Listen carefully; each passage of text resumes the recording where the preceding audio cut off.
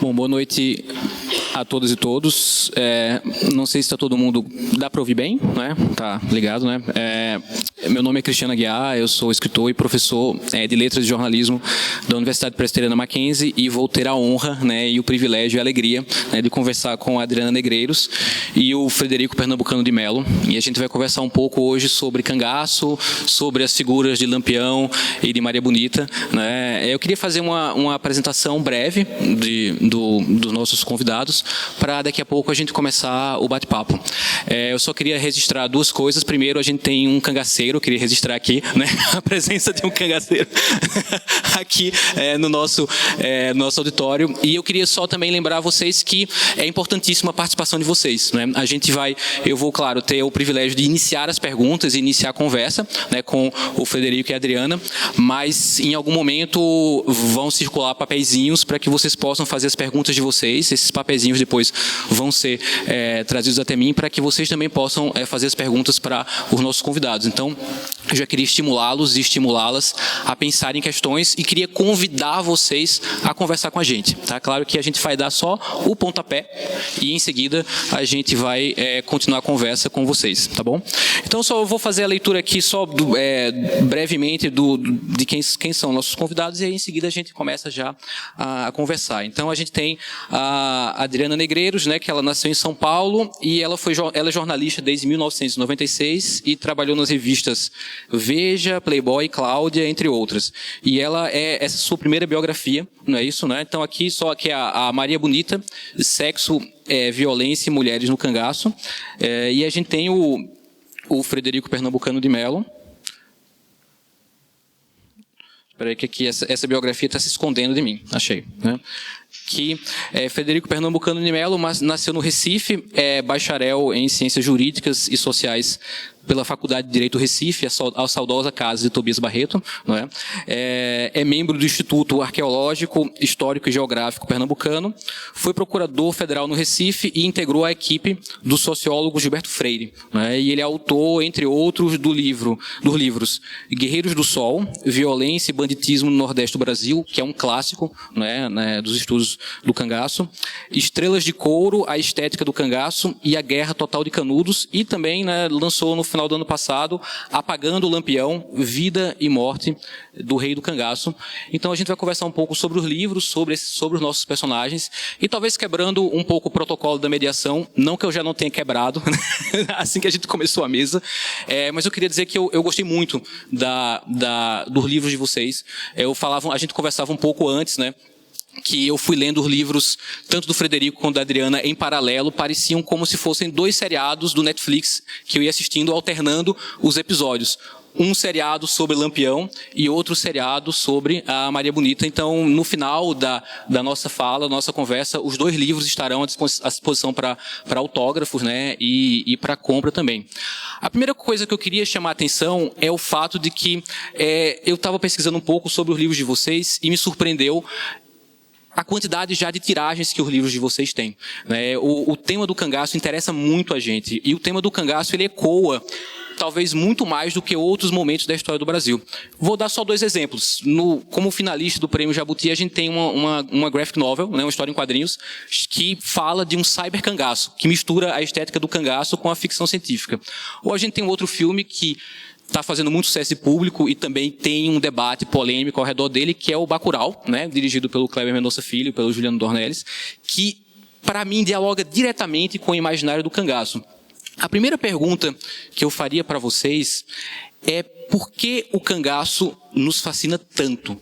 Estamos aqui com a casa cheia para discutir sobre as figuras de Lampião e Maria Bonita. Porque em 2019 a gente conversa ainda sobre a vida dessas pessoas e sobre a vida desse momento tão importante, né, da história brasileira. Adriana, quer começar? Boa noite, pessoal. Muito obrigada à Biblioteca Mário de Andrade pelo convite. Para mim é uma honra imensa estar aqui nesse lugar tão nobre, uma honra voltar a São Paulo. Já tem um tempo que eu não moro aqui, matar saudades dessa cidade que eu tanto gosto. E embora eu tenha nascido em São Paulo, eu sou meio paulista, meio cearense, porque eu cresci em Fortaleza. Então, eu digo isso na verdade, para explicar um pouco também do meu fascínio pelo cangaço. Acho que todo mundo, não só os nordestinos, não só quem cresceu no Nordeste, todo mundo tem uma certa fascinação por esse tema. Mas para alguém que cresceu no Nordeste, isso é absolutamente natural, essa fascinação, essa curiosidade sobre o tema. No meu caso, eu tenho uma questão pessoal com o cangaço. Os meus pais são de uma cidade chamada Mossoró, que fica no Rio Grande do Norte, e é uma cidade essencial para a história do cangaço. É um cenário realmente importantíssimo, porque foi lá que, em 1927, Lampião tentou promover uma invasão a Mossoró, que já era, na época, uma espécie de uma potência ali do interior do Nordeste, muito em decorrência do sal. O Lampião ameaçou invadir essa cidade, e a cidade, num ato muito bravo, muito valente, conseguiu resistir a essa invasão. E a minha avó materna, a vovó Alcinda, ela nasceu em 1912 e ela vivia em Mossoró. Ela era uma filha de uma criada de uma fazenda na zona rural da cidade. A mãe dela havia morrido de parto e ela era criada nessa fazenda. E em 1927, quando se começou a espalhar o boato de que Lampião invadiria Mossoró, vovó Alcinda, à época com 14 anos, porque só faria 15 no final do ano, ficou em pânico, ficou apavorada, porque ela era uma menina de 14 anos e o que se ouvia na região ali em volta era que os cangaceiros, ao chegarem às fazendas, muitas vezes eles cometiam violência sexual contra as mulheres. Então a vovó Alcinda ficou apavorada diante dessa situação. E uma pessoa da fazenda, onde ela vivia, o patrão da minha avó, foi um dos homens que resolveu, então, promover essa resistência a Lampião. Formou ali as trincheiras, e esse é um ato, até hoje, contado em Mossoró, de forma muito heróica. A cidade tem um grande orgulho disso. Hoje ainda há em Mossoró um espetáculo chamado A Chuva de Balas, em que os moçoroenses reencenam aquele episódio heróico e clássico da história da cidade. E eu cresci ouvindo vovó Alcinda me contar sobre esse episódio. O que me chamava a atenção nas narrativas da minha avó era, em primeiro lugar, o grande orgulho que ela sentia como moçoroense por ser da cidade que resistiu ao grande facínora Lampião, que não era pouca coisa. E, em segundo lugar, ou talvez, na verdade, em primeiro, o temor que ela tinha de ser vítima de uma violência por parte dos cangaceiros. Então, eu cresci ouvindo essas histórias, sempre muito curiosa em saber, afinal de contas, como se dava essa relação entre as mulheres, de uma forma geral, não só as cangaceiras, mas as mulheres no entorno e o cangaço. E, então, quando eu tive a ideia de escrever um livro, eu pensei, bom, por que não procurar um tema, que é um tema que me fascina tanto, e é um tema que sempre desperta fascínio. Sempre que você trata do cangaço em uma roda de conversa, essa conversa vai render. Nós temos uma verdadeira fascinação por esse tema. Basta ir no Nordeste, qualquer um, eu imagino que haja muitos nordestinos aqui, mas qualquer um paulista, por exemplo, que vá ao Nordeste passar férias, inexoravelmente vai voltar de lá com uma lembrancinha, que talvez seja um bonequinho do Lampião e da Maria Bonita, ou um chapéu de cangaceiro, ou alguma camiseta com motivos do cangaço. Embora o cangaço tenha terminado em 1940, com a morte de Corisco, esse é um tema que não sai da pauta, jamais. É um tema que sempre é recorrente e, não à toa, estamos aqui, em 2019, conversando sobre esse tema, com a casa cheia, com pessoas muito interessadas no assunto.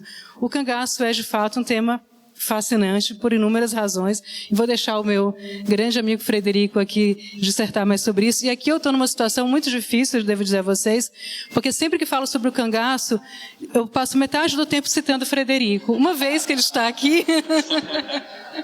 Agora ele chegou em Adriana, está aqui agora de corpo presente, né? Uma vez que ele está do meu lado, eu vou perder metade da minha fala, mas vamos ver se eu consigo lidar com essa situação. Tem aqui, ó, um microfone aqui. Minha cara Adriana, meu caro Cristiano. Já vi que tem ali uma delegação de Sergipe, tem um cabra ali atrás, que eu não sei se é cangaceiro ou macaco, mas está devidamente caracterizado, né? Porque o traje era o mesmo, né? Eu acho que eu só vou te ver. Está baixo? Perto? Mais perto. Mais perto? Está bem agora? Muito bem. Então, eu queria lembrar apenas o seguinte. Nós estamos na casa de Mário de Andrade, por quem todos temos uma grande admiração. E Mário de Andrade, em 1928, ele faz uma viagem tipo turista aprendiz para verificar as constantes da cultura do Nordeste. E desembarca lá, trava contato com alguns intelectuais que estão muito ativos no momento, como o poeta Ascenso Ferreira e o etnógrafo e historiador Câmara Cascudo. Mas o que mais interessou a ele naquele momento, em que o Nordeste estava apavorado com a produção jornalística, sendo em grande parte voltada para o cangaço, sobretudo nesse episódio a que a Adriana fez referência, do ataque a Mossoró, porque o pânico das famílias foi uma coisa indescritível. A empresa de viação férrea colocou trens à disposição para remover as famílias para a Areia Branca, no litoral, privando, portanto, os cangaceiros de assaltarem o grosso da população de Mossoró. Os homens foram e voltaram, receberam armamento dado pelo governo por uma subscrição de comerciantes e ficaram, então, para a resistência. Foram cerca de 150 homens na resistência e conseguiram realmente impedir que Lampião tomasse a cidade, a despeito de ter chegado ao cemitério, ter chegado à igreja central e ter chegado à casa do prefeito Rodolfo Fernandes. Mas não conseguiu manter aquelas posições, perdeu logo um cangaceiro importante, que era Colchete, e um outro mais importante ainda, que era Jararaca, baleado, caiu e foi preso no dia seguinte, depois seria executado. Mário de Andrade, então, chega no Nordeste no auge dessa efervescência da imprensa em torno do assunto. E, não por acaso, quando ele volta para São Paulo, depois de uma permanência de cerca de um mês no Nordeste, ele escreve, a partir dos folhetinistas que lançavam as suas obras naquele momento, porque a história do Nordeste, em grande parte, ela é escrita pelos poetas populares, porque não havia, muitas vezes, uma imprensa no sertão. As novidades eram passadas de sítio em sítio, de fazenda em fazenda, por ciganos que vendiam a notícia oralizada, chegavam lá e diziam: olha, a senhora vai me dar uma moeda de 4 tostões, e eu vou lhe contar o que aconteceu ontem na serra tal, e que o cangaceiro fulano de tal fez isso, fez aquilo.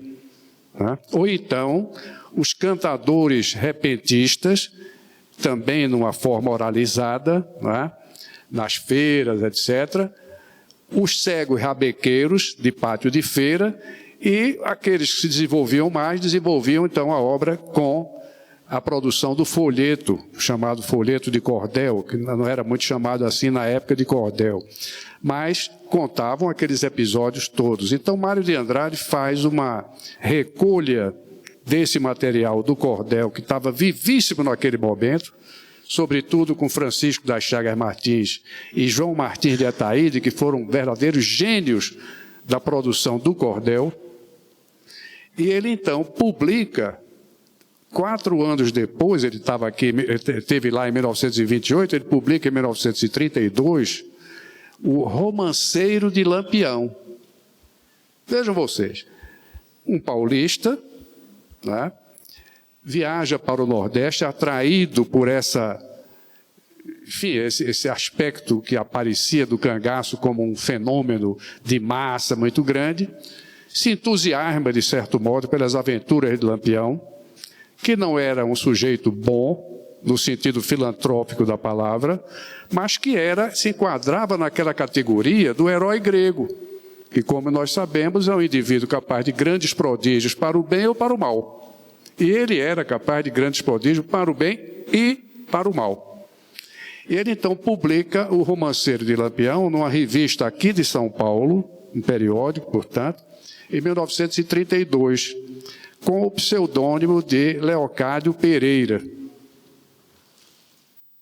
Mas isso mostra, a partir do fato de que era uma pessoa num São Paulo tão distante à época do Nordeste, tinha que viajar de navio, lá vai e tal, ele então se sente atraído e vem aqui eu digo que eu sempre me sinto no Recife, mas ele então vai até lá para mostrar aquilo que estava acontecendo e, portanto, isso nos dá uma visão clara da força de arrebatamento que esse tema apresenta. E que eu pude sentir aqui quando fui curador da Bienal para a Mostra do Redescobrimento no ano de 2000, expondo um acervo autêntico de cangaceiros, inclusive o punhal de Lampião, os bornais de Lampião, um chapéu de Lampião e outras peças assim, e que via as pessoas chegarem, alguns nordestinos velhos com a família, e diante daquela vitrine de Lampião, respeitosamente se ajoelharem, agradecendo que no ano tal, em tal lugar, assim assado, Lampião tinha capturado um parente dele, mas não tinha morto e tal. Então ele estava ali para agradecer postumamente, e Lampião naquele episódio tinha sido um benfeitor e não um malfeitor. Então tudo isso realmente nos dá uma riqueza que eu tenho entendido que o cangaço é para o Brasil, quando nós vemos tantas feiras que são feitas sobre super-heróis estrangeiros e tudo, e as pessoas se vestindo às vezes com aquela caracterização desses super-heróis, e no entanto a gente vai encontrar no cangaço todos os sentimentos humanos, toda aquela gama que Shakespeare estudou tão bem, nós encontramos no cangaço a traição, a fidelidade, todos os aspectos humanos que transformam uma obra em alguma coisa de maior riqueza, né? Tudo isso nós encontramos no cangaço, que nos dá, portanto, o que poderíamos chamar, por adaptação, a melhor mitologia brasileira de base real, né? Ao longo dos séculos, porque nós temos registro da presença de cangaceiros já em, por exemplo, Cabeleira, século XVIII, foi enforcado no Recife em 1786. Ao longo do século XIX, uma quantidade grande, e com Jesuíno Brilhante, que foi o grande cangaceiro do Rio Grande do Norte. E no século XIX, então, uma quantidade imensa, até chegar no século XX, com Antônio Silvino e Lampião. Antônio Silvino atacando, sobretudo, na região de onde é egresso, de certo modo, o nosso moderador cristiano, que era aquela região de Campina Grande e arredores, Cabaceira, Dona Inês, Serra da Raiz, enfim, Pilar e outros lugares, Umbuzeiro, na Paraíba, né?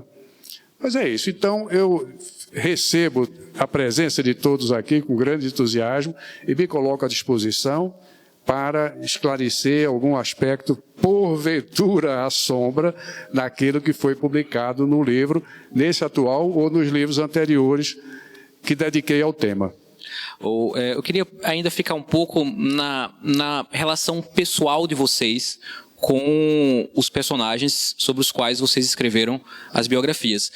A Adriana falou dessa memória afetiva em relação à avó, não é? E a minha curiosidade seria saber o seguinte: se a figura do Lampião e da Maria Bonita se fixaram desde sempre na infância, ou se foi algo que você resgatou passados os anos, ou se sempre a figura da Maria Bonita foi algo que já nas histórias da sua avó ficou na sua cabeça, não é? Olha, eu tenho uma relação, né, desde sempre com o tema do cangaço. Uma questão afetiva mesmo, não obviamente com profundidade, não era um tema que eu estudasse ou que eu tivesse uma curiosidade científica a respeito dele na infância e na adolescência, mas aquilo permeava o meu imaginário, né? Um caso, uma anedota: quando eu era criança, eu ia passar as férias em Mossoró, e eu tinha primos da minha idade, eram muitos primos, e eu era a única menina do grupo, todos da mesma idade, e eu tenho uma tia Toinha, que dizia: olha só, lá vai a Maria Bonita no bando de Lampião, e eu era, no caso, a Maria Bonita. O que era uma imprecisão histórica, visto que Maria Bonita não era a única cangaceira do grupo, mas de todo modo, seja de uma forma curiosa ou carinhosa como essa, ou de uma outra maneira, mas eu já tinha ali um envolvimento com o tema do cangaço. E acho que não há mesmo como ser diferente. Eu gosto muito de uma frase do Ariano Suassuna. Certa vez ele conta que foi visitar a Angico, onde Lampião e Maria Bonita morreram, e ele conta mesmo em tom de uma certa pilheira que trouxe uma pedra vermelha e que ali está o sangue da Maria Bonita e do Lampião. E ele diz, olha, eu sou ficcionista, eu sei que não é o sangue coisa nenhuma, mas eu não tenho um compromisso com a realidade, então eu posso inventar que isso aqui é o sangue dos dois. E eu tenho grande admiração pelo Lampião e pela Maria Bonita. Ele fala, e ele diz uma coisa que eu acho muito interessante. Ele diz, olha, eu sei dos defeitos do Lampião. Não é que ele não tinha defeito. Eu sei que ele era um sujeito sanguinário, que cometia barbaridades, mas algo nós não podemos negar. Ele diz que não exatamente com essas palavras, mas algo nesse sentido. Lampião e Maria Bonita não eram figuras ordinárias, não eram almas comuns e vulgares, né? São figuras realmente fascinantes, que despertam sempre a nossa curiosidade, o nosso interesse. Lampião era um homem de uma inteligência extraordinária, de uma sagacidade impressionante. E toda a história do cangaço, né, como bem lembrou aqui o Frederico, com todos os seus elementos de um romance clássico, com todos esses elementos de uma narrativa precisa, talvez se um roteirista criasse uma história como a história do cangaço, ele fosse acusado de inverossimilhança.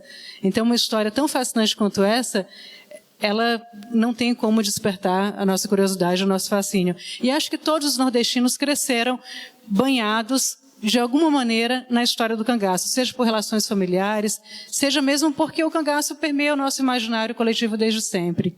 E no seu caso, Frederico, eu acho que você tem algo em comum nesse sentido, quer dizer, além, claro, do interesse pelo cangaço, é que também me parece que na sua infância ou na adolescência já aparecia esse interesse pela figura do Lampião e por todo o universo do cangaço. Como é que foi com você o teu primeiro encontro com o Lampião? Bom, eu tenho idade de ser avô de Adriana. Então, necessariamente, eu posso dizer aqui, sem medo de ser contestado, que me cerquei durante muito tempo de cangaceiros, bem jovem, tão jovem quanto ela, e convivendo com eles.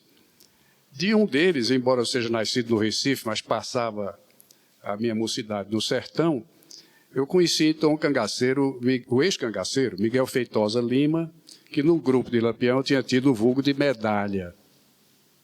E com Miguel Feitosa, residindo nesse tempo na cidade de Araripina, no sertão de Pernambuco, eu conversava com ele, e ele não queria que a esposa soubesse desse passado dele, nem o filho. Então nós esperávamos à noite, quando eles dormiam, nós íamos para o paiol, no meio de correia de couro, sela, chocalhos, tudo, a gente se trancava no paiol e ele então me contava essas histórias, que eu devo até dizer que me deram na mão o livro Guerreiros do Sol, Violência e Banditismo no Nordeste do Brasil, em que eu cito Miguel Feitosa a cada passo.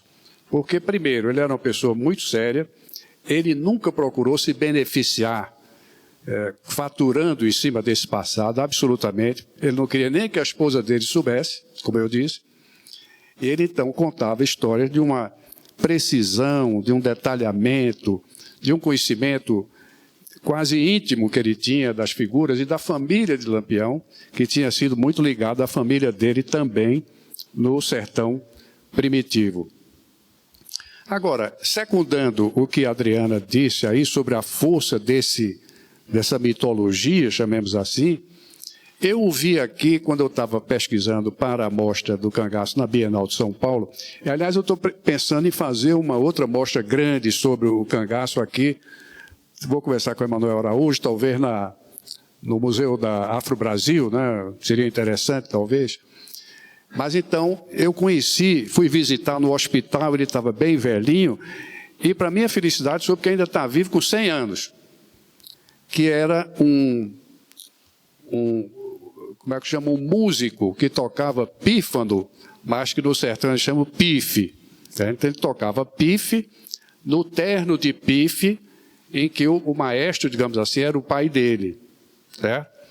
Então, em 1928, ele estava na cidade de Itacaratu, sul de Pernambuco, do sertão, próximo ao Rio São Francisco, quando o Lampião, então, de súbito, chega circunstancialmente, porque não era comum isso, o bando chega todo a cavalo e entra em Itacaratu, com aquela reverência, aquela imponência natural que o cangaceiro tinha no sertão, porque o cangaceiro, para o sertanejo, ele não era pessoa física, ele era uma espécie de entidade. Ele era uma entidade. Sobretudo na literatura de cordel, o cangaceiro era uma entidade. Então, entra aquele grupo, e aí o menino Sebastião Biano é alertado de que Lampião estava entrando. Muita gente correu, muita gente ficou. Aí Lampião apresentou-se ao pai dele e aos músicos, né? Ele disse: seu Biano, o senhor, eu gostei que o senhor não saiu, eu não sou nenhum monstro, estou aqui para conversar com os senhores e tudo, vim aqui visitar a cidade e estou indo embora logo, logo. Mas eu queria que o senhor, queria saber se o senhor conhece o toque de Lampião. Porque em Pernambuco só tem 2 pessoas com direito a toque, o governador do estado. E aí é preciso saber que o governador tem direito a um toque, né, quando a orquestra toca, quando ele vai se apresentar em algum lugar e tal. Ele disse: só 2 pessoas têm toque, o governador do estado e eu. O senhor conhece meu toque? Aí o toque era aquele: é virgulina, é Lampião, andam 2 irmãos com ele. Aí o Biano disse: capitão, eu conheço.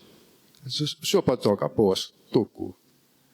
Muito bem, eu vou encerrando a história dizendo apenas o seguinte. Quando eu visitei Biano aqui, no ano de 2000, como eu disse, ele virou-se para mim e disse: aquele momento foi o momento mais importante da minha vida.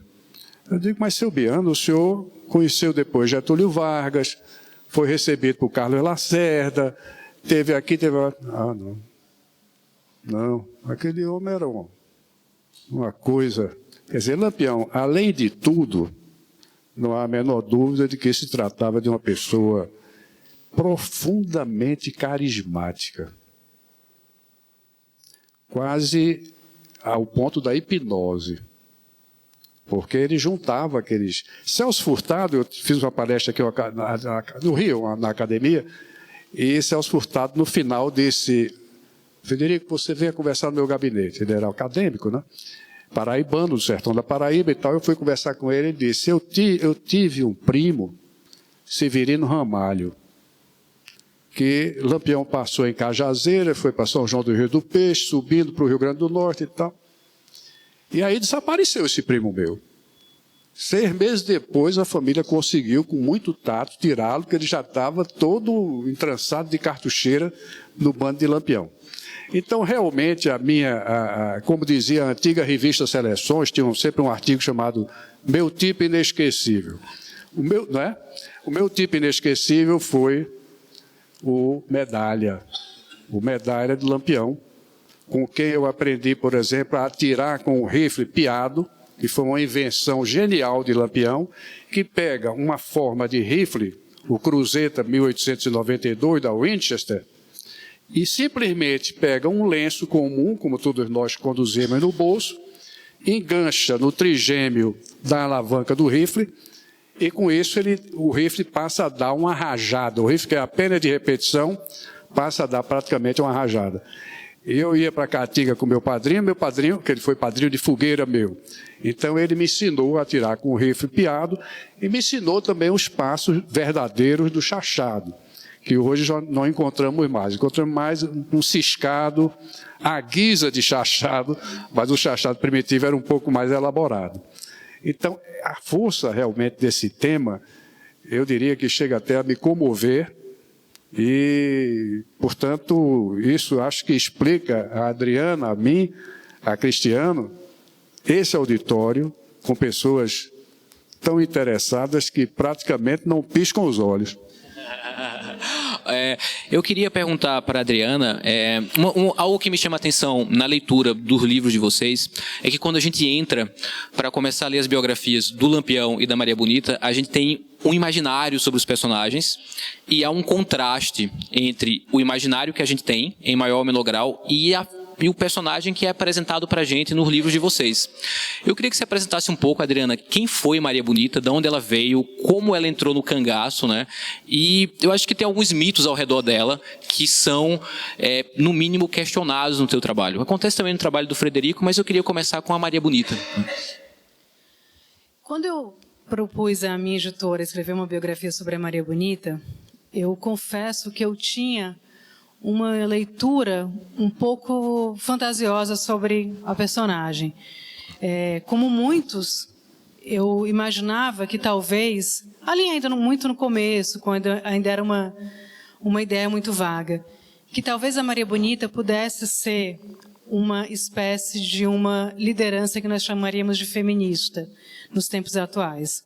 Ou que fosse uma mulher que tivesse tido um papel ali no cangaço que se assemelhasse um pouco à figura que nós sempre vimos representada no cordel, muitas vezes no cinema, né, no imaginário, de uma Maria Bonita arretada, valentona. Eu tinha um pouco essa fantasia. À medida que eu comecei a pesquisar sobre o tema, eu fui me dando conta de que isso fazia muito mais parte de um imaginário, de um lendário, do que propriamente da realidade. A começar pela data de nascimento da Maria Bonita. Durante muito tempo nós achamos que a Maria Bonita havia nascido no dia 8 de março de 2011, que não por acaso é o Dia Internacional da Mulher. O que soaria quase como uma predestinação, como se ela tivesse nascido na data em que se comemora o fato de ser mulher, internacionalmente. Muito recentemente se descobriu que essa também foi uma fantasia, que a Maria Bonita, na verdade, nasceu em uma outra data. Um pesquisador baiano, chamado Valdir Ribeiro, encontrou o assentamento de batismo de Maria Bonita e descobriu que, na verdade, ela nasceu no dia 10 de janeiro de 1910 e não no dia 8 de março de 2011. Mas o fato é que há toda uma fantasia sobre a Maria Bonita como essa liderança. O fato é que Maria Gomes de Oliveira, Maria Gideia, ela só viria a ser conhecida como Maria Bonita depois da morte. Maria Gomes de Oliveira era uma sertaneja com uma vida muito comum, ali no sertão da Bahia, nos anos 20, mas que era uma mulher, para usar um clichê aqui, à frente do seu tempo. Era uma mulher que era casada com um homem que não a satisfazia, né? Se dizia, inclusive, a boca miúda, que o Zé de Nenê, que era o marido da Maria de Ideia, era pouco viril, comparecia pouco na intimidade do casal. E Maria era uma mulher que não se conformava com essa situação. E o que se esperava de uma mulher nos anos 20, no sertão da Bahia, diante de um casamento fracassado, era que se conformasse com aquilo. Aliás, até hoje se espera isso das mulheres, mas na época mais ainda. E o fato é que Maria, numa atitude bastante transgressora para a sua época e para o seu local, não aceitou essa situação e tinha uma fantasia, um desejo de se juntar a Lampião, que já era à época o bandoleiro, o fora da lei mais famoso do Brasil, era um sujeito de fama internacional, que aparecia no New York Times, nos jornais franceses. Havia um prêmio do governo da Bahia para quem capturasse o Lampião, morto ou vivo. Portanto, ele era uma espécie de uma celebridade do crime. E, como tal, atraía tanto pavor de muitos, quanto fascinação por parte de outros, como ainda é hoje em dia. Mas o fato é que Maria se entusiasmou por essa figura desse valentão e largou o casamento fracassado para acompanhar o Lampião, numa atitude, inclusive, histórica, porque ela foi a primeira mulher a acompanhar um bando de cangaceiros. E a Maria Bonita, de fato, entrou no cangaço porque quis. Mas essa não era a regra geral. Houve muitas cangaceiras que entraram no bando de Lampião porque foram raptadas, entraram à força, muitas delas ainda crianças, submetidas a violências de todos os tipos. E ali no interior do cangaço não havia exatamente um coletivo feminista, como muitas vezes nos tentaram fazer crer, especialmente na televisão, no cinema, né? O que é próprio mesmo da indústria cultural, se apropriar dos fatos, dar a eles uma roupagem um pouco mais comercial, um pouco mais cinematográfica, e isso se torna uma verdade histórica. Então não havia ali no interior do bando aquilo que hoje nós chamamos de sororidade, né? Esse termo que obviamente ele é anacrônico se considerarmos ali aquele contexto, aquela época, mas não havia ali aquela situação das mulheres se apoiarem contra uma situação de opressão, que era de fato o que havia no interior do bando, uma situação de profunda opressão contra as mulheres. E essa leitura que eu faço do cangaço, na verdade, eu posso justificar isso quase como um método. Quando eu comecei a pesquisar, ainda imbuída dessa fantasia, foi mais ou menos na época em que eu comecei a me aprofundar um pouco mais numa filosofia que é o feminismo. Né? Eu estudei filosofia na USP, foi na mesma época em que eu estava entrando em contato com o pensamento de muitas teóricas do feminismo, teóricas que estudavam a relação do espaço público e do espaço privado, e tratei daquilo, né, fiz do feminismo não apenas uma decisão política de olhar para um tema, que é um tema majoritariamente masculino, cheio de heróis e bandidos, quase todos homens, né, de olhar para aquela história pelas lentes do feminismo. Aquilo foi uma decisão política, mas foi também uma decisão filosófica, né, quase como um método cartesiano, de procurar encontrar naquela história as estruturas de opressão que sustentam o patriarcado que está até hoje, né, que vigora até hoje. Então, essa leitura fantasiosa de Maria Bonita como uma Joana d'Arc da Caatinga, coisa que ela jamais foi, né, como os grandes estudiosos do cangaço já demonstraram que as mulheres não eram guerreiras, sequer pegavam em armas. Algumas portavam armas, mas elas não eram as combatentes que iam para frente, sair atirando em quem cruzasse seu caminho. Essa é uma leitura muito fantasiosa. E é uma leitura que é muito comercial, que é muito própria mesmo, muito favorável à indústria cultural, mas ela é muito equivocada, né? E à medida que eu fui pesquisando, eu fui me dando conta disso. Se eu descobrisse uma Maria Bonita guerreira, uma valentona, essa Joana d'Arc da Caatinga mesmo, eu teria feito um livro muito mais comercial. Talvez eu tivesse vendido muito mais livros. Essa é uma leitura que ela favorece muito uma certa indústria, mas não é correta. Não é correta e ela esconde as estruturas de opressão. E acho que o que nós temos que fazer com responsabilidade é procurar olhar para a história sem a sombra da fantasia, sem o olhar do mito, para tentar descobrir um pouco mais quem foram esses verdadeiros personagens. E, portanto, o meu olhar sobre a Maria Bonita foi esse olhar com essas lentes e descobrir uma personagem que frustrou a muitos. Né? Muitas pessoas provavelmente compraram o livro em busca de uma heroína na qual se reconhecessem, né? Uma espécie de uma musa inspiradora para uma luta feminista, e essa personagem não existe.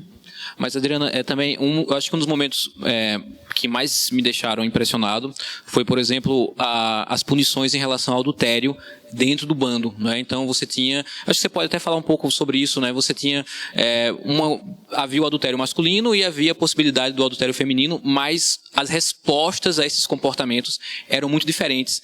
E eu acho que eu queria que você exemplificasse isso. Eu acho que fica até, a gente consegue até aprofundar como é que era digamos, essa adesão da Maria Bonita ou das cangaceiras a uma estrutura de opressão patriarcal, por exemplo, né?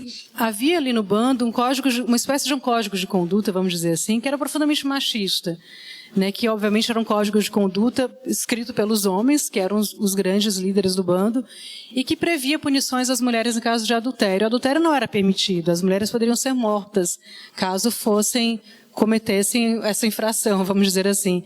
Ao passo que os homens, a eles era dada total liberdade para pular a cerca quando bem entendessem. E havia ali situações de feminicídio. Obviamente não com esse termo, também seria anacrônico tratarmos aquilo com essa terminologia.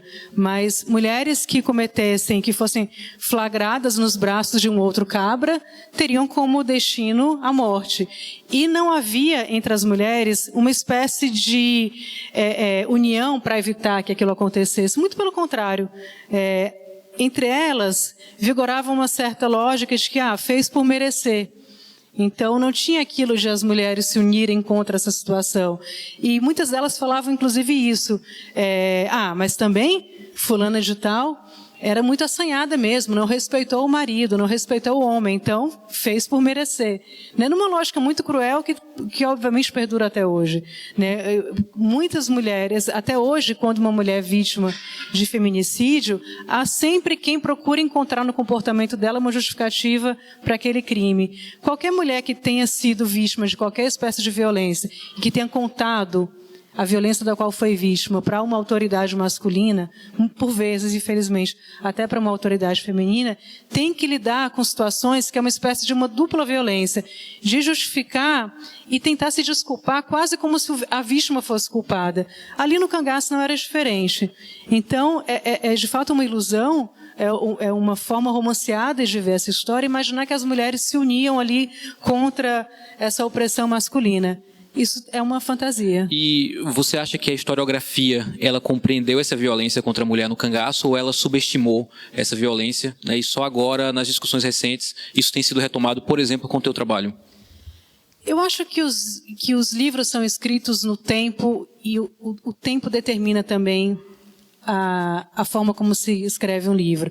Se eu tivesse escrito esse livro em 2008... eu não teria tido esse olhar que eu tenho hoje. Acho que nós somos fruto do nosso tempo. As nossas perguntas, as perguntas que nós fazemos em 2018, não são as perguntas que são feitas em 2008 ou em 1978. Acho que é preciso ter essa generosidade histórica, inclusive, né? As perguntas que nós faremos em 2028 sobre outros assuntos serão outras. E essas perguntas são que conduzem a forma de contar uma história. Então, eu acho que contar a história do cangaço sob uma perspectiva feminista só é possível no tempo em que o feminismo é uma discussão recorrente, é algo que vai para as universidades, no momento em que as teóricas do feminismo, as filósofas do feminismo publicam livros, e esses livros são lidos e nos ajudam a pensar, funciona como espécie de holofotes para que a gente consiga compreender questões que não estavam postas em outros momentos. Acho que é isso. Assim, as questões, elas são questões colocadas no nosso tempo. Ô Frederico, e em relação a Lampião, eu queria que a gente falasse um pouco também sobre quem foi Lampião, né? Por exemplo, por que Lampião entra no cangaço? Foi vingança? Foi ganância? Foi algum tipo de temperamento sanguíneo, né? Então, o que faz com que Lampião ele entre no cangaço, né? Eu queria entender um pouco essa entrada do Lampião, né, nesse tipo de vivência. Olha, o cangaço, ele é, sobretudo, uma tradição brasileira. No seguinte sentido, do descobrimento, remontando aí ao século XVI, nós temos grupos sociais, no caso os indígenas, no começo, que confraternizam com o colonizador, aceitando os valores desse colonizador, que não chegava aqui de mãos abanando, ele trazia uma perspectiva de imposição da sua religiosidade. Ele trazia também uma doutrina econômica, que era o mercantilismo, que falava sobre a necessidade de acumulação de metais nobres, mas falava também de pontualidade, falava também da necessidade da acumulação, porque o índio não acumulava. O índio chegava no pé de caju, encontrava 10 cajus e dizia, bom, passo o dia hoje com esses cajus e estou satisfeito. Não vou tirar nenhum outro. O que ficar aí no pé eu vou comer amanhã. Então chega o colonizador e diz, não, você tem que acumular. Acumular, você consegue passar para outro e receber um valor por isso e tal coisa. Então, essa perspectiva do colonizador, ela é rechaçada por certos grupos e há muitas cartas, uma inclusive de Américo Vespucci, em que ele fala que nessa parte do Novo Mundo, isso era o colonizador falando do descoberto, do colonizado, ou aquele a quem ele pretendia colonizar. Nessa parte do Novo Mundo, parece ser possível viver sem lei nem rei e ser feliz. Então, esse estribilho perpassa uma quantidade grande de correspondências dessa época do século XVI, reinado de Dom João III, portanto, o começo, logo depois da descoberta de Dom Manuel, depois de Dom João III, acontece esse tipo de atitude. Obviamente, inúmeros grupos confraternizam com o colonizador e estabelecem a paz, uma paz conveniente.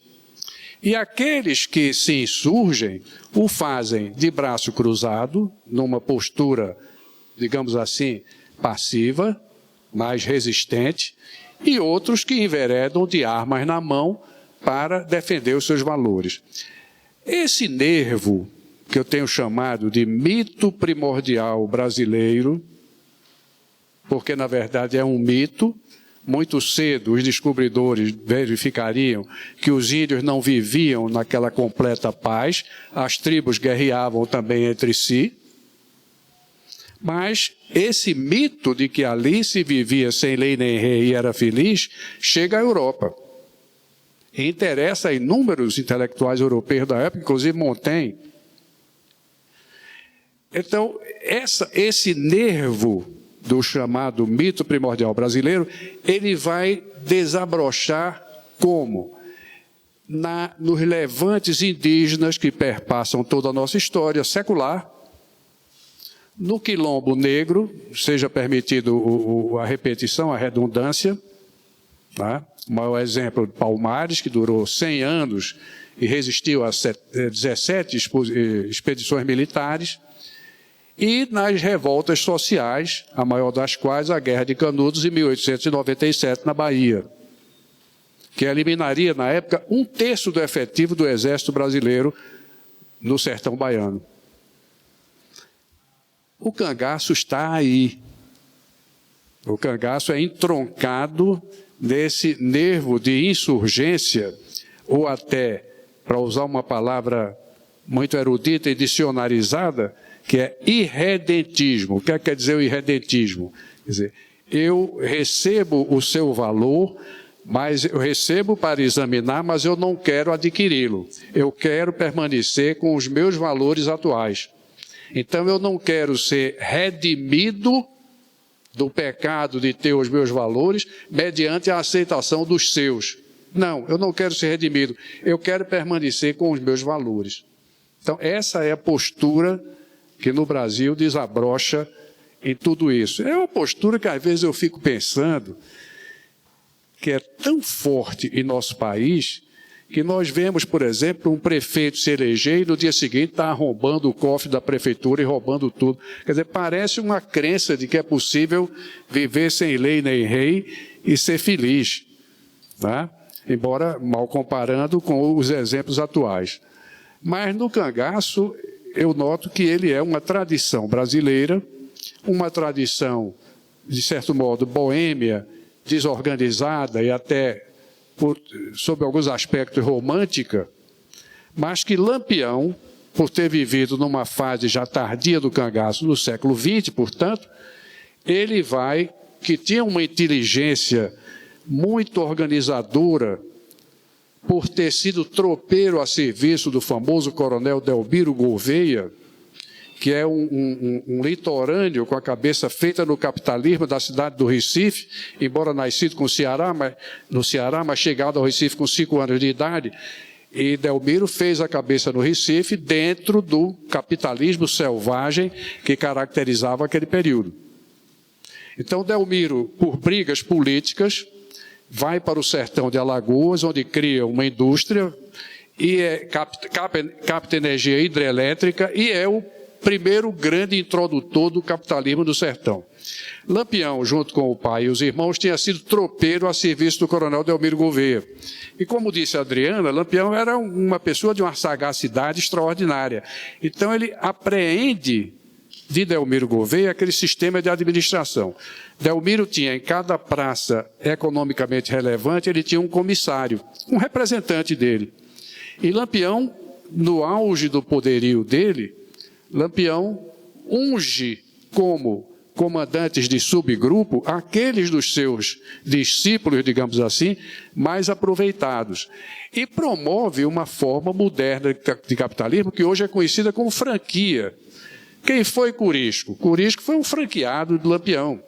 Quem foi Boitabraba? Um franqueado de Lampião. Quem foi Zé Baiano, que chegou a ser a casa bancária do sertão de Sergipe nos anos 30. Porque os cangaceiros bem-sucedidos agiotavam, lavando os capitais obtidos pela rapina. Então Lampião herda aquela tradição boêmia do cangaço e a organiza em empresa, dando vida àquilo que chamei já em livro de Cangaço S.A. Quando Lampião morre em 1938, havia no sertão, espalhado nos mais diferentes rincões e estados, 10 subgrupos, 10 franqueados. E vocês imaginam que se coloquem na posição da polícia, perseguir uma pessoa que aparecia pelo noticiário em 10 pontos diferentes do sertão ao mesmo tempo. Isso quase que implodia a repressão criminal. Então, Lampião é essa pessoa que organiza o cangaço nos moldes do coronel Delmiro Gouveia e cria, embora à margem da lei, uma grande empresa que mobilizou grossos capitais. Ô, Frederico, mas existe, por exemplo, no caso de Lampião, algum evento pessoal definidor, né? Ele fala assim, olha, agora a partir daqui aconteceu isso, e não sei se foi o próprio assassinato do Delmiro Gouveia, e a partir disso eu vou entrar de vez, de cabeça no cangaço, ou não, é um processo que mais ou menos vai acontecendo pelo trabalho dele como tropeiro, e aí uma coisa vai levando a outra, e aí de repente ele já é o rei do sertão, por exemplo. Como é que é esse processo?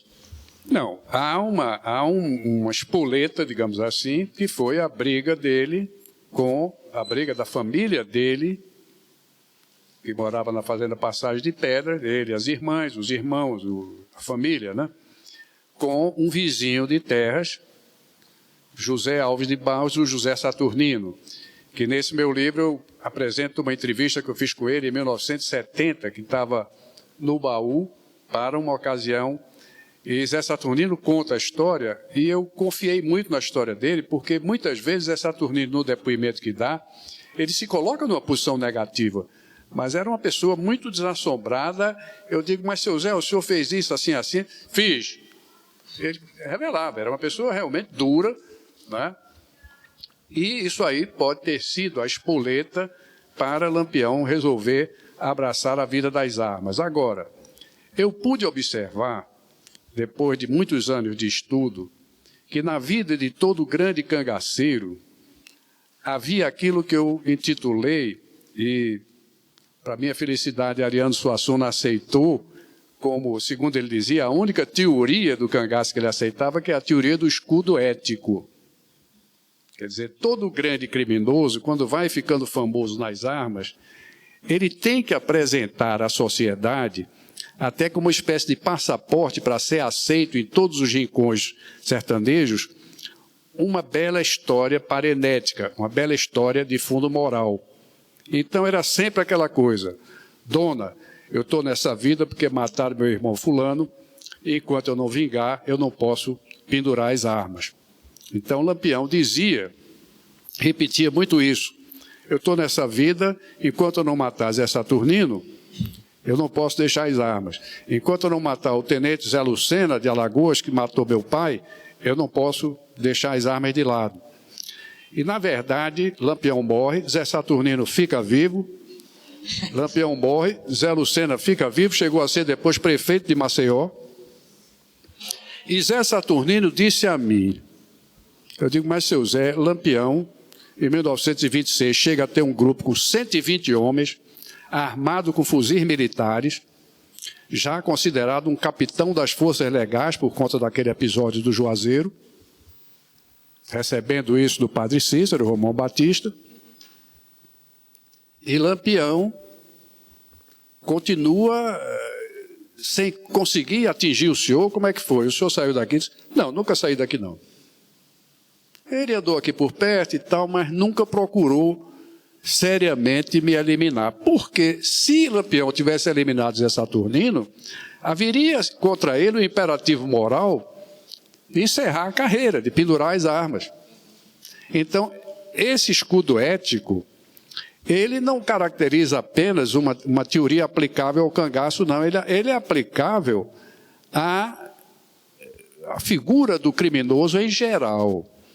Eu acho que se alguém for aqui ao presídio entrevistar Marcola, ele vai levantar uma coisa, não, eu estou nessa vida porque houve isso, houve aquilo, né? Eu tive um motivo, porque eu gosto muito de uma frase que Câmara Cascudo disse no livro dele, um livro que ele escreveu, Flor dos Romances Trágicos, título até muito bonito, né? Ele diz o seguinte, que o sertanejo admira o cangaceiro, mas é preciso que o cangaceiro apresente uma história moral para que ele possa se solidarizar.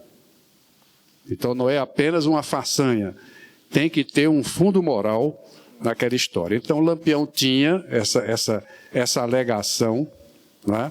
Embora o cangaceiro Medalha tenha me contado que estava ao lado dele quando ele conversou com a esposa do vaqueiro Otávio em Jatobá de Tacaratu, e ela era uma senhora muito distinta, virou-se para ele e disse: capitão, o senhor, um homem tão bem apessoado, ainda novo, está nessa vida, por quê? Aí ele riu assim: dona, isso foi sina e um pouco de gosto. Então ele gostou, ele realmente recebeu ofertas para deixar o Nordeste. Ele estava resolvido, quando foi morto em 1938, ele ia embora para Minas Gerais, para Patos de Minas. Esse é um capítulo inteiro do livro em que eu mostro isso aí. Quem o chamou, qual era a circunstância em que ele ia entrar em Minas Gerais, não é? A briga entre as famílias Borges e Maciel, que eram famílias hegemônicas na região. Os Maciel, inclusive, tinham dado o governador do estado de Minas, Olegário Maciel, que hoje é o presidente Olegário, nome de município em Minas. Então, realmente, o cangaço é uma tradição brasileira. Lampião teve o seu escudo ético, deve ter tido muito ódio a Zé Saturnino, não discuto isso. O tenente Zé Lucena também não discuto. Mas o que ele também precisava era de uma justificativa épica, porque no sertão, vou me socorrer de uma outra frase, no caso aí de Gustavo Barroso, que dizia, até usando uma anteposição pronominal que se chama apossínclise, isso está completamente em desuso, mas ele dizia: no sertão, quem se não vinga está moralmente morto. Na verdade seria hoje, na leitura, no sertão, quem não se vinga está moralmente morto. E realmente, se ele dizia, eu passava na fazenda dela armado, era uma desfeita a ela, mas aí eu ia dizer: dona fulana, eu estou transitando nas suas terras armado, porque eu estou indo aqui em busca do sujeito que matou meu pai. Você, na mesma hora você dizia, perfeitamente, pode passar, pode ficar, tem muita bala, precisa de alguma, ainda tenho aqui. Ô Frederico, então, assim como a gente tem, no caso da Maria Bonita, esses mitos, né, ao redor dela, de que talvez ela não tenha sido essa figura precursora do feminismo, como talvez está num certo imaginário, eu entendo que tem dois extremos na visão de quem foi o Lampião. Um extremo do Lampião como uma espécie de guerrilheiro que luta a favor do povo contra a opressão dos poderosos, um extremo aqui, não é? É uma espécie de Robin Hood nordestino, sertanejo, ou por outro lado também o Lampião como um facínora completo, a encarnação do mal, o psicopata. Então acho que é muito interessante que no teu livro a gente tem, muitas vezes a gente entra um pouco com essas duas visões, ou uma delas polarizadas, e na verdade o Lampião é muito mais complexo do que isso, não é? Realmente é uma figura complexa, né? Não é uma coisa simples, e depois de muitos anos é que a gente pode tirar uma conclusão sobre ele. Você tinha falado ainda agora sobre Maria Bonita, quando a Adriana se referiu a ela, e eu queria também lembrar aqui, antes de entrar na resposta propriamente, que o grande mérito de Maria Bonita, a meu ver, foi manter o seu espaço, manter a sua existência debaixo do chapéu de couro do Lampião, porque Lampião, quando ela se une a ele, no final de 1929, começo de 1930, ele já era um mito absoluto. Desde 1926, ele já era uma figura conhecida nacionalmente. A partir de 1930, ele passa a ser acompanhado por reportagens no jornal New York Times, até 1938. Quando o jornal diz, morre no Brasil o bandido mais sanguinário do mundo ocidental. Está lá no New York Times. Essa leitura, agora, de Lampião, como você disse, como o defensor dos fracos e dos oprimidos, talvez seja uma coisa até real, inconscientemente. Mas não há quem tire isso da cabeça do nordestino, mesmo no tempo de Lampião, em que ele era visto como uma pessoa independente. Claro, eles tomavam conhecimento de que Lampião era protegido pelo governador do estado de Sergipe, que era um homem latifundiário do sertão de Sergipe, com 40 fazendas de gado, fazendas de beneficiar algodão e milho e tudo. Mas isso não importa. Lampião era e vai continuar sendo o ícone da resistência contra os poderosos. O Robin Hood que ele falou. Né? Mas não chega a ser isso, porque, na verdade, a briga não era por terra. Era uma briga mais em razão de desavenças circunstanciais que havia na ocasião. Então, essa é a minha visão a respeito. E, claro, não vou tentar fazer nenhum proselitismo sobre procurando fazer com que venham para a minha visão. Mas eu mostro as várias facetas e, então, as pessoas poderão, então, entender bem o que se passou. Uma curiosidade que eu tenho, pedir para a Adriana comentar, e Frederico, claro, com certeza pode comentar também, é que a gente tivemos gerações de cangaceiros, né? A gente teve, o Frederico inclusive citou o Antônio Silvino, a gente tem ecos do cangaço no século XVIII, né? A gente tem Corisco e Dadá, a gente tem outros cangaceiros que até inclusive foram citados por vocês aqui, ou cangaceiras também. Mas por que só Lampião e Maria Bonita viram um fenômeno pop? Né? Por que a fama cai neles e não cai no Antônio Silvino, por exemplo? Por que uma fama cai na Maria? Por que é a Maria Bonita que é aquela que de alguma maneira fica no nosso imaginário e não a Dadá, por exemplo, né?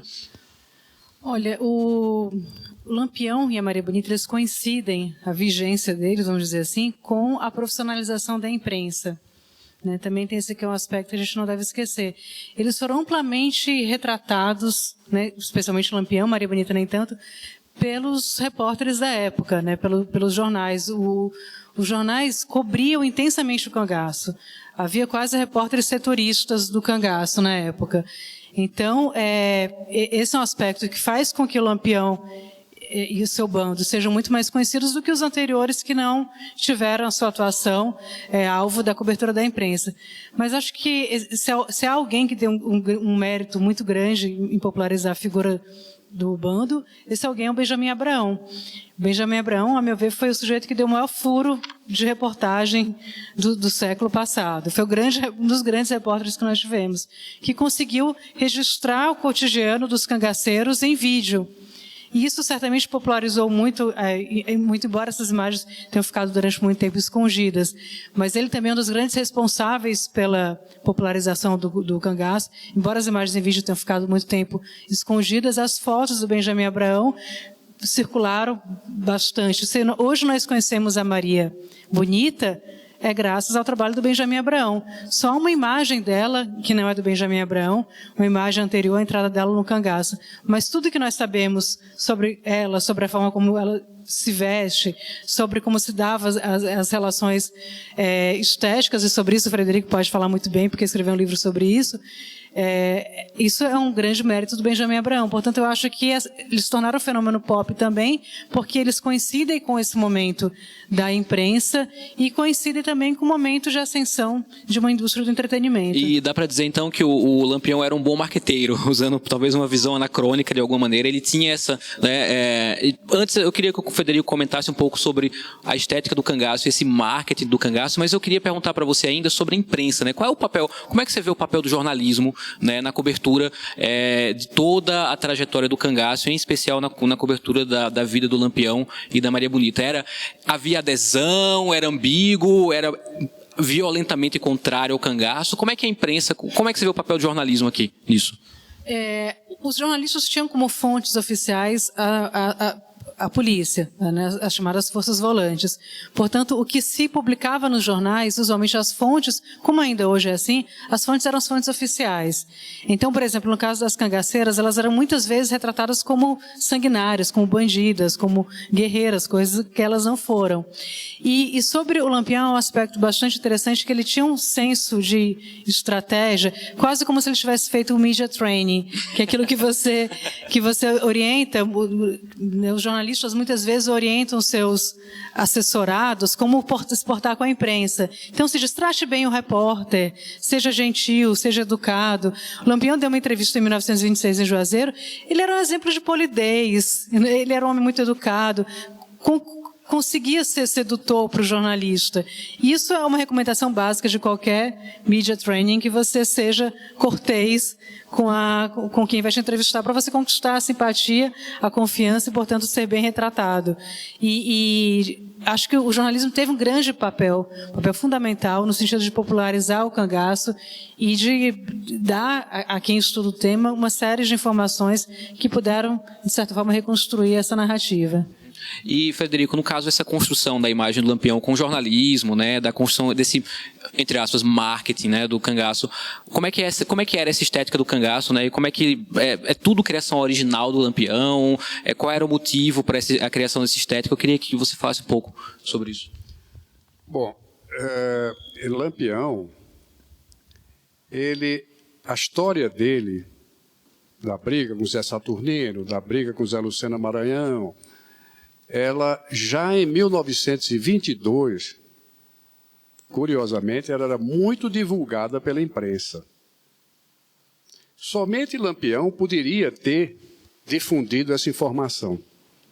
Quando eu fui somando esses pontos todos, quer dizer, a vida de Lampião, durante o período em que ele estava ativo, ela era absolutamente conhecida de toda a imprensa, dos cantadores, dos cordelistas, dos rabequeiros, etc. Porque Lampião foi o maior marqueteiro de si mesmo. E vou até, não quero que as pessoas apenas ouçam o que eu estou dizendo, mas vou buscar o maior folclorista, um dos maiores folcloristas brasileiros, que foi Leonardo Mota, do Ceará, que publica em 1930, Lampião no auge da carreira, publica um livro chamado, vejam vocês como ele já era mito, publica um livro chamado No Tempo de Lampião. Certo? Então, há lá uma frase que Leonardo Mota coloca, depois das suas inúmeras andanças pelo sertão, ele diz: Lampião possuía a volúpia da espetaculosidade. Impressionante, né?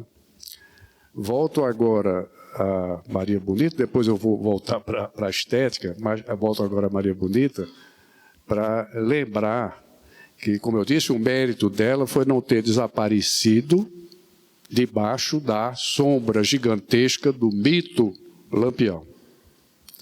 Ela tinha um espaço de independência admirável. Lembro que também Dadá, a mulher de Curisco, que não tinha os doces da personalidade de Maria Bonita, pelo contrário, era uma mulher mais dura, mais disposta, né? Mais guerreira até. O que se dizia no sertão, quando eu era rapazote e andava por lá, quase que tropeçando em ex-cangaceiros, se dizia o seguinte: no grupo de Curisco, quem mandava era Dadá. Porque Curisco era um pouco gordo, né? Curisco era banzeiro. Tá? Lampião era magro, andava muito. Curisco não era muito de caminhada, né? E Dadá era a verdadeira comandante do grupo. E Curisco, durante o tempo, passou a tomar muita cachaça e diziam: quando Curisco está bêbado, Dadá encosta e mete-lhe o pau. Ela era uma figura, eu conheci ela pessoalmente, conversei muito com ela, uma pessoa interessantíssima e que era realmente muito dura. Entende? Maria Bonita, para vocês terem uma ideia, Lampião apaixonadíssimo por ela. Né? Isso me contou o cangaceiro Candeeiro, Manuel Dantas Loyola, que era da guarda pessoal de Lampião. Em 1937, eles chegaram numa localidade chamada Guariba, no agreste pernambucano, e aí Maria Bonita chamou ele e disse: Candeeiro, vá botar os nossos cachorros para tomar banho. Era refrescarem, né? Os cachorros, botou o cachorro. Aí, em seguida, Candeeiro pede a Lampião que as mulheres se afastassem, que ele ia tomar um banho ali no açude de cueca para se refrescar também. Quando ele entra na água, só de cueca, né, aquela cueca, obviamente, samba-canção, que não havia essa cueca moderna naquele tempo. E aí, Maria Bonita simplesmente vai para o lugar onde estavam os homens tomando banho de cueca. E aí Candeeiro se levanta dentro d'água e acontece uma exposição indesejada, né? E Maria Bonita se vira para o próprio Lampião e para os outros cangaceiros e diz: ó a madeirinha dele como é pequena. Então, ela tinha realmente um espaço junto a ele extraordinário, né? Conta-se que ela brincava muito com o lugar-tenente do bando, que era o cangaceiro Luiz Pedro, vulgo Salamanta, e muitas vezes ela dava palmada na bunda dele. E Lampião, vendo aquilo, não se incomodava. Lampião era, de certo modo, moderno até nesse aspecto, embora a Adriana salientou aqui muito bem. A mulher era, em essência, propriedade do homem. O status dela era superior ao status da cultura envolvente que dominava o sertão do Nordeste. Qual era essa cultura? A cultura pastoril, a cultura da pata do boi, da criação do gado. Porque na cultura pastoril, por exemplo, a mulher do vaqueiro, na época do cangaço, usava o vestido no tornozelo. A cangaceira usava o vestido no joelho. Há uma fotografia que Benjamin Abraão fez de Maria Bonita, simulando assim uma composição a François Boucher, né? Em que Maria Bonita chega até a mostrar uma parte da coxa.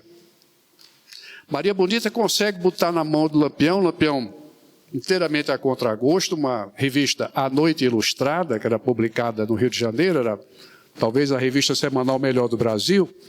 Aparecia o retrato de uma atriz de Hollywood, que era também nadadora, chamada Anne Evers, que estava se preparando para ir disputar as Olimpíadas de Berlim, de 1936, no Reich alemão.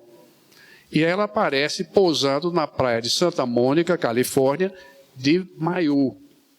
E Lampião, obviamente, era contra essa ideia de mulher usar maiô, de mulher usar cabelo curto à la garçonne.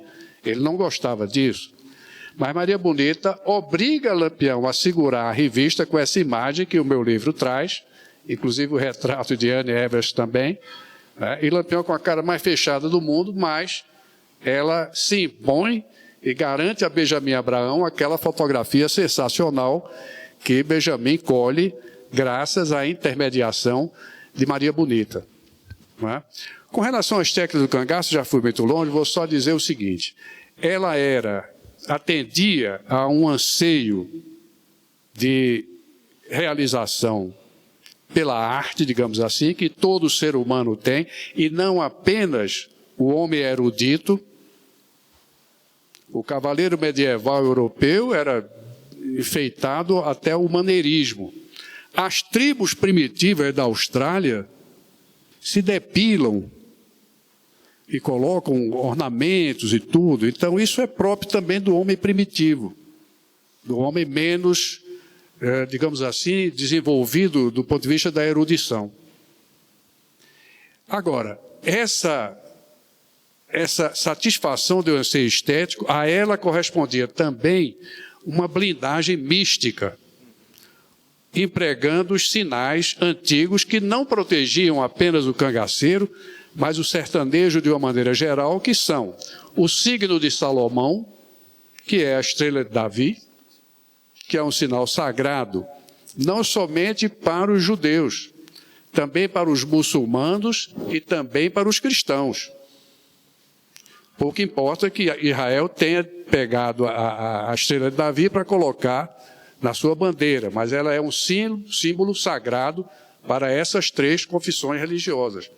Mas também a cruz de Malta, que era a cruz da Ordem de Cristo, que é quem descobre o Brasil, digamos assim, a empresa por trás da coroa portuguesa é quem descobre o Brasil, e mais a flor de lis, que é o lírio, e que o sertanejo chama de palma, ela está presente na copa, invariavelmente, na copa do chapéu de couro, tanto do vaqueiro quanto do cangaceiro, 4 delas, 2, uma frontal, uma na parte de trás, uma em cada uma das laterais. Clarival do Prado Valadares, um grande crítico de arte da Bahia, Ele me confessou que em 1934, em Salvador, ele recebeu os despojos do cangaceiro Arvoredo, que tinha sido morto perto de Jeremoabo, e tinham sido trazidos para Salvador. Ele foi então examiná-los, né? E ele então disse, eu escrevi para um periódico, eu encontrei esse periódico, e cito até isso no livro, uma declaração do que me convenceu ali, que era o fato de que o cangaceiro acrescentava ornamentos que prejudicavam a funcionalidade da guerrilha. Muito ouro, muita prata, esses signos a que eu fiz referência. Ele disse, ele brilhava tanto que até à noite era possível identificá-lo. O que me convenceu, aí já era uma ilação do crítico Clarival Valadares, de que esses homens se considerassem desligados da categoria da morte,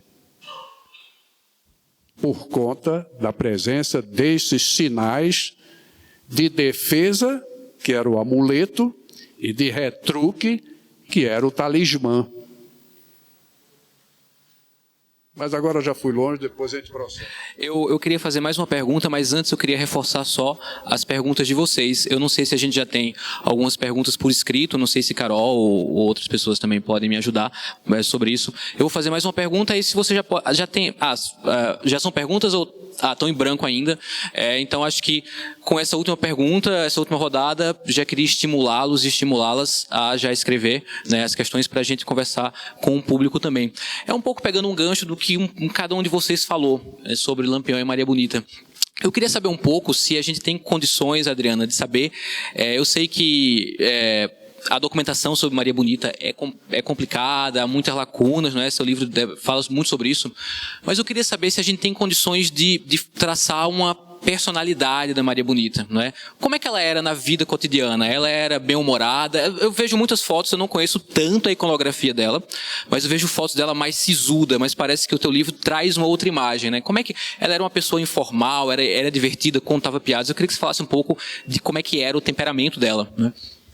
De fato, um dos grandes desafios que eu encontrei foi mesmo, até para traçar esse, digamos, perfil psicológico das personagens que eu retratei no livro, foi uma dificuldade mesmo de informações, que, por exemplo, a imprensa na época dava muito menos destaque às mulheres do que aos homens, né? É aquilo que a gente sabe mesmo do silenciamento em relação às narrativas das mulheres, que é uma questão histórica mesmo, né?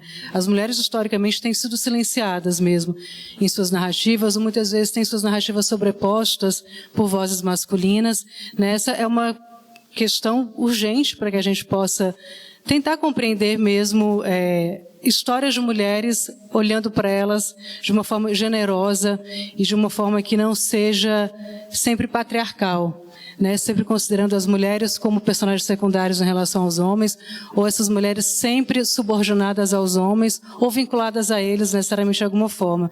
Portanto, a minha dificuldade grande foi encontrar histórias sobre essas mulheres em que elas não fossem meros personagens secundários ou sempre subordinados ou sempre propriedade dos seus homens. A despeito dessa dificuldade, acho que é possível sim traçar um perfil da Maria como uma personagem. A gente até brincou, né, Frederico, que a gente usou mesmo, tinha uma certa identidade na terminologia sobre a Maria, que ela era uma mulher mais gaiata, como a gente fala no Ceará, né?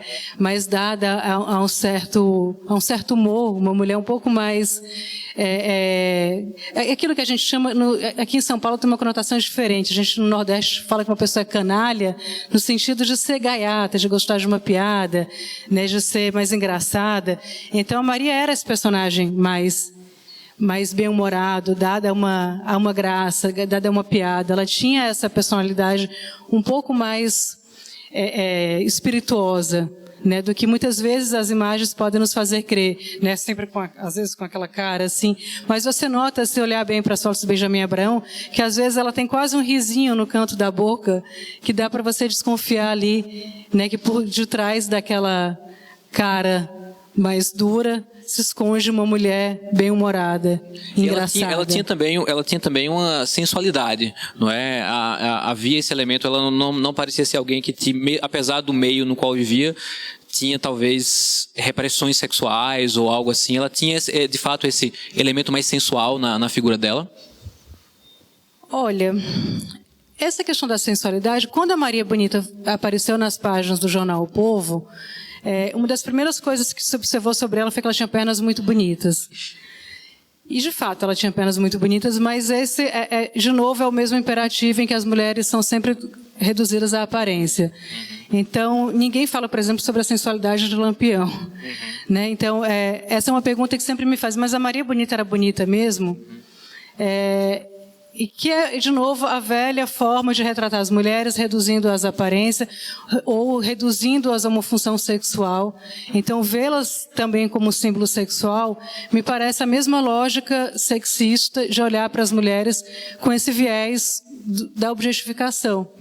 Né? Então, a Maria, historicamente, sempre foi tida como essa mulher das pernas bonitas, quase como se fosse o grande mérito dela ter pernas bonitas. Então, acho que tem uma sensualidade que é, sim, construída. Até porque o espaço do cangaço, né, pela forma, pela rotina mesmo do bando, não era muito propício para grandes, vamos dizer assim, aventuras ou experiências sexuais, porque as condições eram muito pouco favoráveis para o exercício da sensualidade. Então, eu acho que ver nela essa sensualidade faz parte de uma mesma loja de objetificação. Sim. E no caso de Lampião, Federico, como é que era o temperamento dele? Ele era um homem de fácil trato, ou tinha explosões de violência? Como é que ele era nessa vida cotidiana? Bom, nos momentos de guerra, digamos assim, era um homem violentíssimo. E também contra os inimigos, sobretudo os traidores, os delatores e tal. Ele era uma pessoa capaz, como ele fez em Queimadas na Bahia em 1929, de matar com as próprias mãos, sangrando a punhal, 7 soldados numa mesma ocasião. Então era um homem realmente muito duro.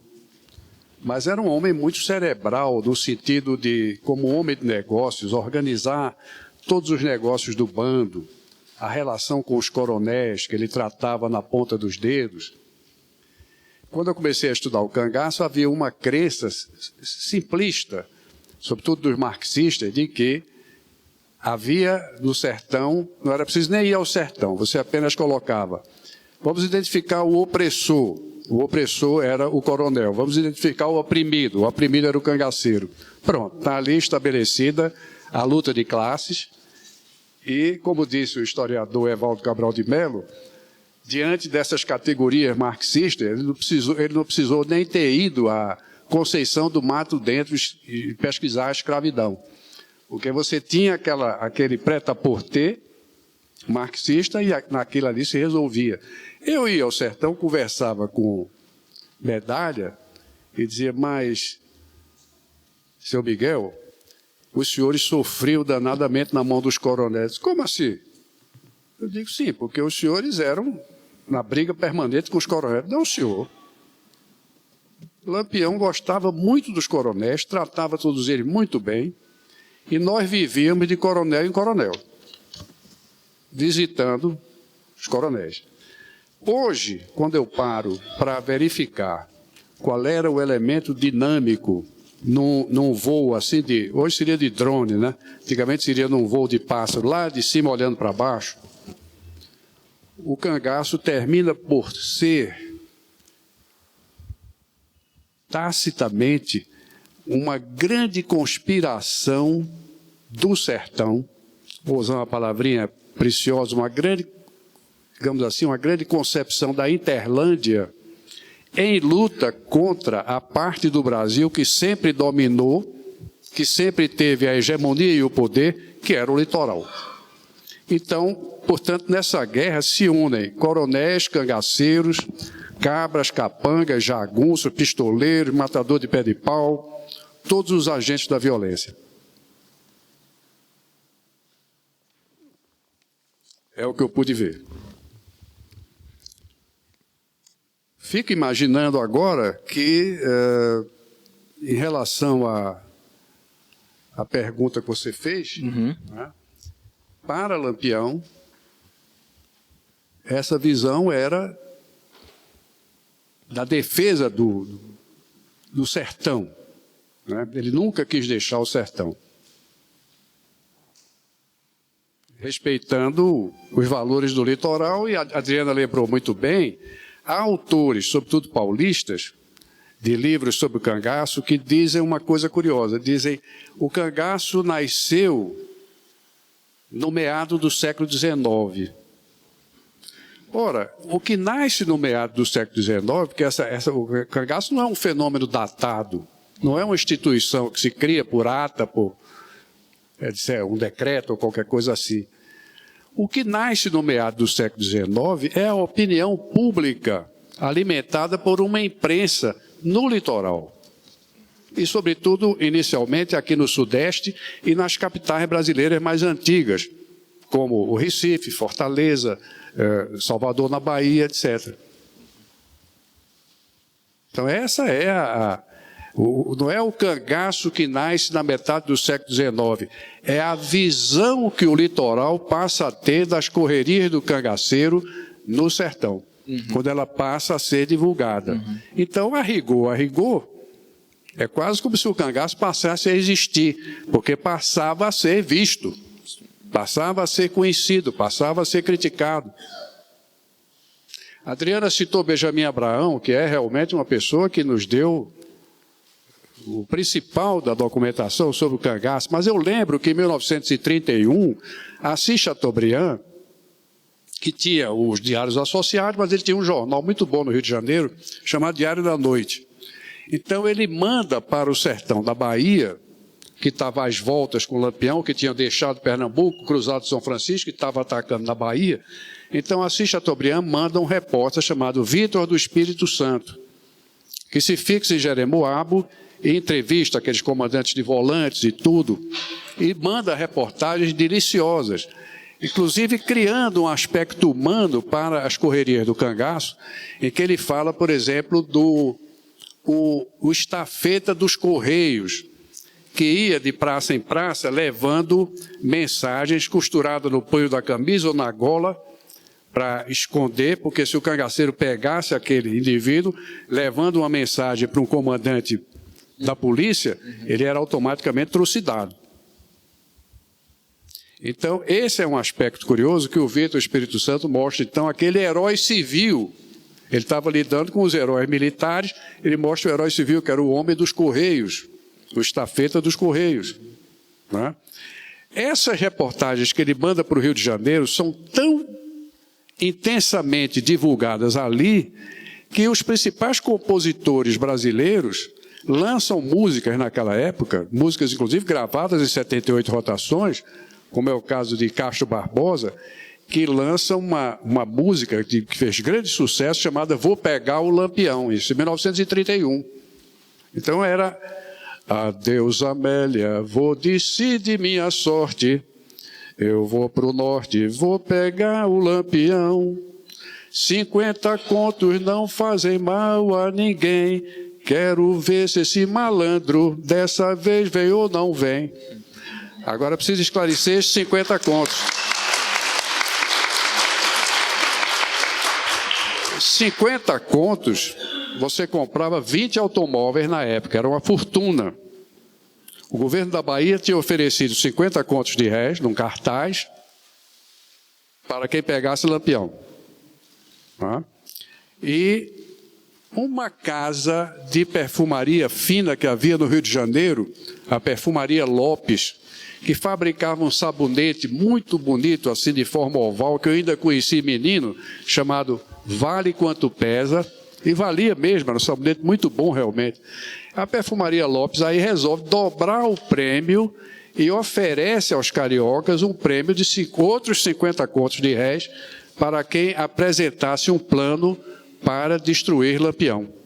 Nessa época, a pílula de vida do Dr. Ross, que era um remédio feito por multinacional, publica uma propaganda, né, e que falava disso, quer dizer, Lampião, pelos seus homens, cria riscos à saúde das pessoas, mas a pílula de vida combate esses males, aí dava a dosagem, a posologia e tudo, quer dizer, já era um aproveitamento comercial da imagem dele que atingiu uma dimensão que é difícil da pessoa imaginar sem conhecer os detalhes.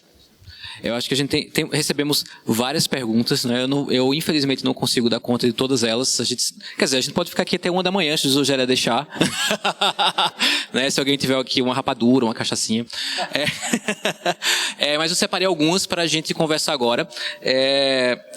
Primeiro, a gente tem a pergunta da Leila, né? Ela originalmente é endereçada ao Frederico, mas eu queria que a Adriana comentasse também, né? A gente tem o seguinte, ela pergunta assim: como explicar a indiferença do cangaceiro, talvez eu acrescentaria, e da cangaceira, em face da morte? A insensibilidade que os faziam tão violentos, né? Há essa insensibilidade mesmo, não é? Há essa indiferença à morte. Como é que era a relação, por exemplo, das cangaceiras ou dos cangaceiros com essa questão? O menino sertanejo, da época do cangaço, nascia se banhando em sangue. Como? Você pegava o bode, prendia com o relho, pendurava numa trave ou num ramo de catingueira, sangrava aqui na jugular, apanhava o sangue numa gamela, em seguida tirava o couro, ou então, numa operação mais simples, pegava um mocó, que é um preá grande, cinzento, tirava o couro, tudo aquilo empregando sangue. Então a familiaridade com o sangue no cangaceiro era muito grande. Todas as punições do cangaço não são invenções próprias. Elas são retiradas do procedimento do vaqueiro, só que o vaqueiro fazia aquilo com o gado e o cangaceiro fazia aquilo com gente. Esse é o primeiro aspecto. Não é? Eu acho que é uma coisa muito clara. Segundo, há duas formas de dominação social. Ou por ocupação, quando você dispõe de um efetivo muito grande. Os americanos mandam 50 mil homens para o Iraque e durante um tempo dominam aquilo lá. Mas o grupo de Lampião chegou a ter no máximo 120 homens. E com isso ele chegou a dominar as porções rurais de 7 estados da federação. Como? Não podendo ser por ocupação, era pela via do terror. O cangaço sobrevivia brandindo, tocando e administrando o terror. Porque o terror inibe a repressão, o terror inibe as formas jurídicas de combate. Quem é que ia dar um depoimento contra Lampião a um juiz, uma vez intimado, convocado para fazer? Não havia perigo disso acontecer. Então, o cangaço, ele é intrinsecamente terrorista e o cangaceiro não podia ser bom. Se ele fosse filantropo, se ele fosse humanitário, ele em muito pouco tempo estava destruído. E o próprio Lampião, a muitos coronéis, disse que determinados procedimentos cruéis ele precisava fazer, que era para o povo ver que aquilo ali, qualquer pessoa que se levantasse contra eles, automaticamente seria destruído. Acho que o Frederico já explicou muito bem. O que eu acrescentaria, né, e mesmo na esteira do que ele disse, é que havia ali uma naturalização da violência. Né? A violência era naturalizada. E não é muito difícil a gente imaginar quão naturalizada era a violência se a gente perceber o que acontece mesmo hoje. Por exemplo, essa naturalização da violência que acomete a força, o braço armado do Estado, quando comete genocídios nas favelas, nas comunidades, quando crianças são mortas, e isso é tratado como se fosse um número, como se fosse mais uma notícia de jornal. Então, essa naturalização da violência que a gente percebe ali no sertão, né, na época do cangaço pop, do cangaço do Lampião, é a mesma naturalização da violência que nós percebemos hoje nas favelas e nas comunidades, em que especialmente os negros são vítimas de um genocídio que a polícia comete diariamente. Enquanto nós estamos conversando aqui, provavelmente crianças homens jovens negros foram mortos impunemente de uma forma absolutamente naturalizada. Não existe nada que me lembre mais do cangaço que quando eu estou no carro ouvindo a CBN, como eu escutei agora, eu estava no Rio, escutei uma notícia. Houve um tiroteio no Complexo da Maré, 4 pessoas morreram, 3 eram inocentes que não tinham nada a ver com o tiroteio, mas o trânsito está caótico por causa do Rock in Rio e hoje é dia de metal. Eu não consigo imaginar coisa maior naturalização da violência do que essa. Não acho que seja muito diferente da naturalização da violência que a gente via na época do cangaço. Adriana, tem uma pergunta aqui bem interessante sobre... A gente conversa muito sobre a morte do Lampião, né? Enfim, mas aqui é uma pergunta sobre a morte da Maria Bonita, do Alexandre Matias. Eu vou ler a pergunta para a gente pensar essa questão. Ele pergunta o seguinte, pergunta aos escritores, né? Ele inclui todos vocês dois, se os mesmos acreditam na possibilidade de que Maria Bonita ela recebeu 2 tiros, um na região abdominal e outro nas costas. Se na hora em que ela foi... ela provavelmente caiu, enfim, se você puder explicar também como foi esse contexto da morte dela. E a gente sabe que depois que esses cangaceiros foram mortos, o bando de Lampião foi morto, a polícia degolou as cabeças, até para mostrar, né, que de fato tinha sido derrotado o bando. E a pergunta do Alexandre seria se há alguma possibilidade de que ela estivesse viva ainda quando aconteceu essa degola da cabeça da Maria Bonita, né? Se você puder explicar um pouco como foi as circunstâncias da morte, né, dela. Assim, de fato, há essa polêmica de que ela talvez estivesse viva, né? Há muitos fatos não esclarecidos a respeito do cangaço, né? E é sempre uma grande dificuldade de estabelecer verdades absolutas. Né? O Frederico tem sentido isso na pele agora com relação à morte do Lampião, quando há sempre uma série de outras teorias divergentes sobre uma narrativa que se conta. Eu não teria como cravar exatamente se ela levou 2 tiros, se foi na barriga, se foi... E, sinceramente, não estou tão preocupada com isso. Assim, não é o grande interesse do meu trabalho estabelecer esse tipo de precisão. Né?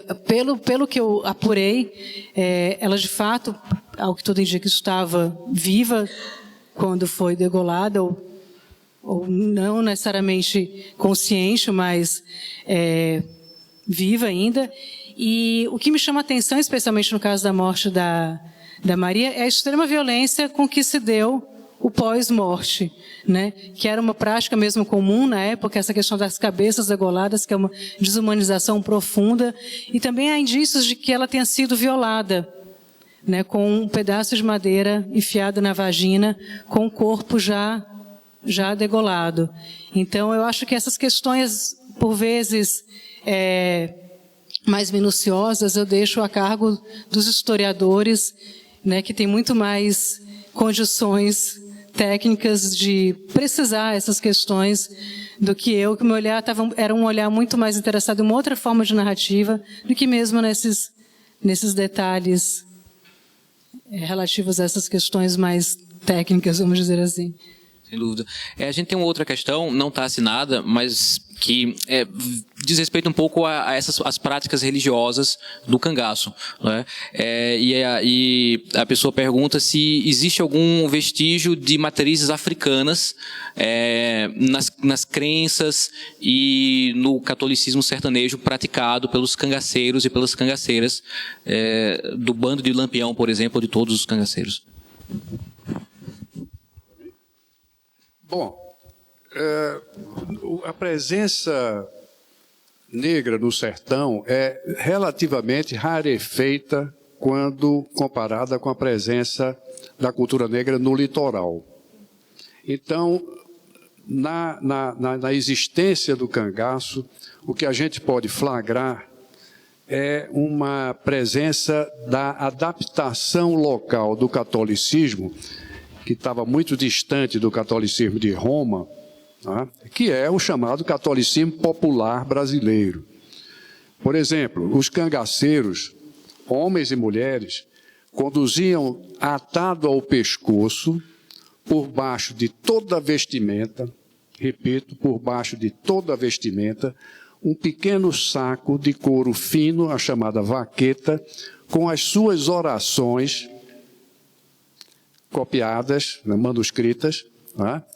E essas orações ele não precisava nem conhecê-las bem, nem rezá-las, bastava que elas estivessem ali, quase que por osmose, presas ao seu corpo, elas produziam os efeitos divinatórios. Essa é uma expressão do catolicismo popular brasileiro. Levar esse saquinho, que se chamava caborge, e esse termo é devidamente dicionarizado, era uma manifestação do catolicismo popular brasileiro, comum a cangaceiros, comum a vaqueiros, comum a tropeiros e, sobretudo, comum a todos aqueles grupos que tivessem maior risco de vida. Amansador de burro brabo, por exemplo, que era uma profissão que de 10 morriam 6, quebrava o pescoço. Então, todos eles conduziam o caboge. O caboge dava um problema. Quando eu entrevistei a cangaceira Sila, mulher do cangaceiro Zé Sereno, em 1990, gravando com ela no estúdio da Fundação Joaquim Nabuco, eu perguntei a ela como era a questão da relação sexual. Ela ficou assim um pouco atrapalhada, mas terminou dando o depoimento. Disse, não, para nós termos a relação era preciso que nós estivéssemos num lugar pacífico, sob a proteção de um coronel que nós soubéssemos que era poderoso, porque nós tínhamos que nos despir, tirar o caboge do pescoço, pendurar num ramo de árvore, íamos ter a relação. Quando terminasse, nós aí repunhamos o caboge, mas com um problema muito grande. Não se esclarecia em quanto tempo a proteção divinatória iria retornar. E isso realmente nos deixava numa posição muito delicada. Aí eu disse a ela, eu era mais novo, meio audacioso na época, eu digo, mas Sila, quer dizer então que a vida sexual de vocês, todos jovens, naquele ardor danado, aquele tesão violento e tal, mas era uma vida que tinha muitas limitações. Ela disse, não era bom não. Eu digo, e a frequência? Ela disse, era assim de 2 em 2 meses. Curioso, né? Quer dizer, o caboge, ele tem essa indefinição cronológica que obriga que a pessoa apenas se desfizesse dele quando tivesse em condições de absoluta confiança, né? Eu teria uma última pergunta, né, do público. Eu acho que já é o momento da gente, talvez muita gente já comprou o livro, vai comprar o livro que está à venda aqui fora, os livros que já estão à venda aqui fora, e para a gente ter a sessão de autógrafos. E é uma pergunta para vocês dois, né? Da Maiara, eu peço muitas desculpas se eu estou errando, se eu errei o nome, né? Da Maiara e da Jaqueline, né? É o seguinte: qual conselho vocês dois nos dariam para 2 mulheres encantadas pela história do cangaço que desejam desbravar o Nordeste para estudar e praticar, para estudar e propagar esta parte rica da história nordestina, o cangaço, né? Então, acho que parafraseando talvez, sugestões de leitura ou como divulgar a história do cangaço, e para além dos livros de vocês, claro, que eu acho que são uma porta de entrada interessante, o que é que vocês sugeririam, né?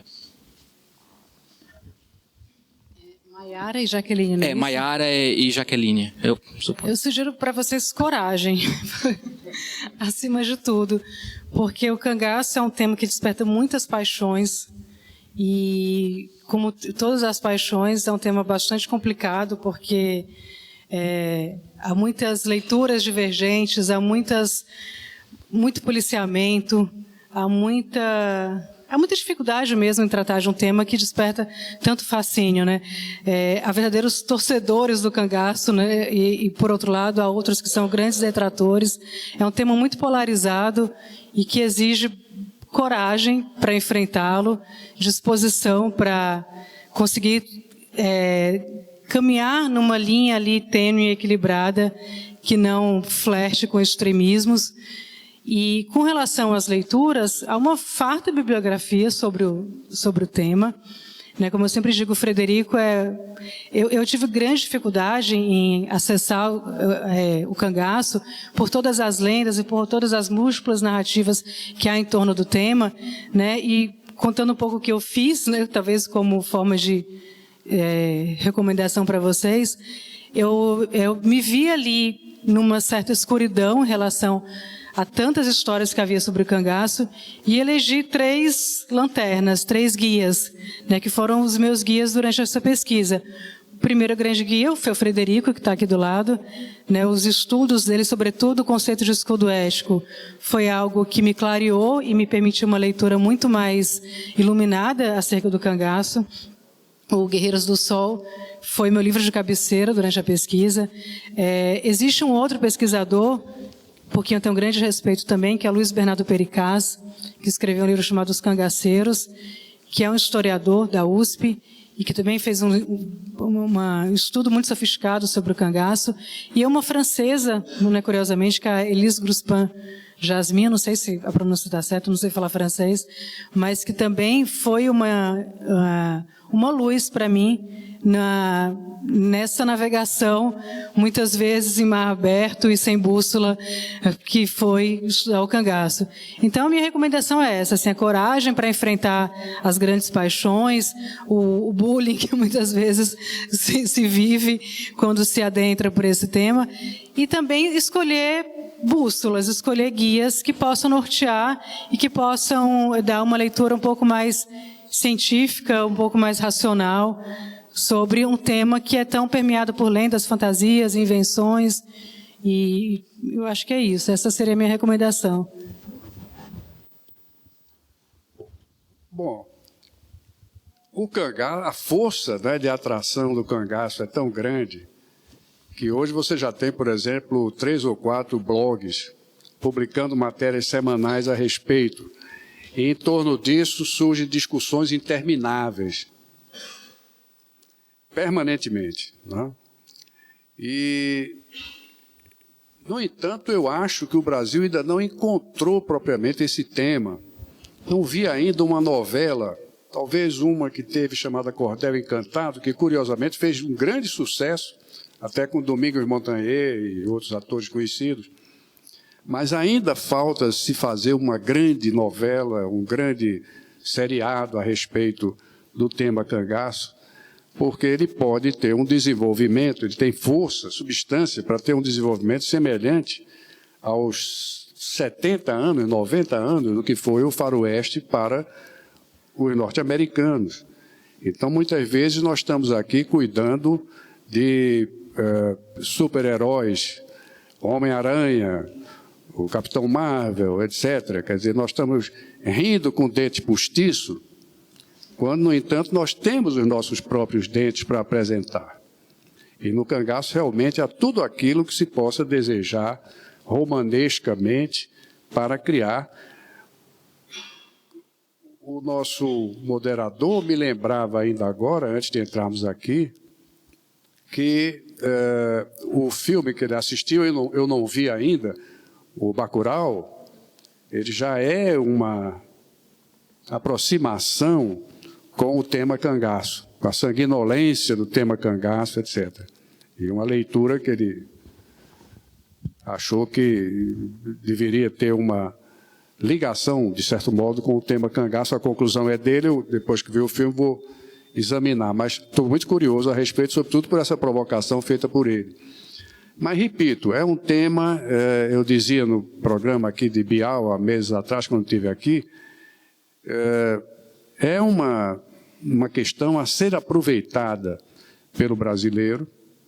Já há alguns livros até escritos.